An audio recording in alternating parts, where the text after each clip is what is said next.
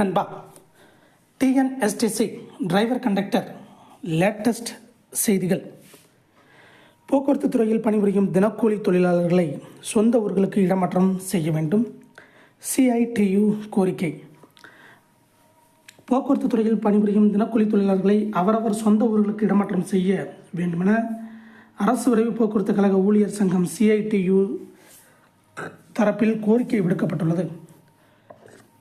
இது குறித்து அச்சங்கத்தின் பொதுச் செயலாளர் கனகராஜ் அரசு விரைவு கழக போக்குவரத்து மேலாண் இயக்குநருக்கு அனுப்பியுள்ள கடிதத்தில் கூறியிருப்பதாவது: விரைவு போக்குவரத்து கழகத்தில் 684 தினக்கூலி தொழிலாளர்கள் பணிபுரிந்து வருகின்றனர். அனைத்து பணிமனைகளிலும் காலிப்பணியிடங்கள் இருந்தும் தினக்கூலி தொழிலாளர்களை தங்களின் சொந்த ஊர்களில் பணிபுரிய விடாமல் வெவ்வேறு ஊர்களில் நியமிக்கப்பட்டிருப்பது அவர்களுக்கு நெருக்கடியை ஏற்படுத்தி இருக்கிறது.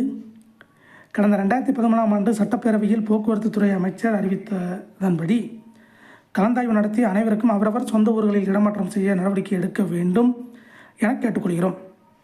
அதேபோல் தினக்கூலி தொழிலாளர்களை பொறுத்தவரை ஊதிய ஒப்பந்தத்தின் அடிப்படையில் ஒரு நாள் ஊதியமாக ரூபாய் 953 வழங்கப்பட வேண்டும். ஆனால் அவர்களுக்கு 436 மட்டுமே வழங்கப்படுகின்றன.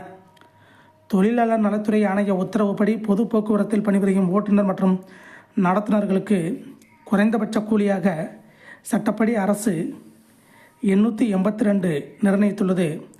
எனவே ஆணையத்தின் உத்தரவின்படி தினக்கூலி தொழிலாளர்களுக்கான ஊதியத்தை வழங்க வேண்டும் என வலியுறுத்துகிறோம்.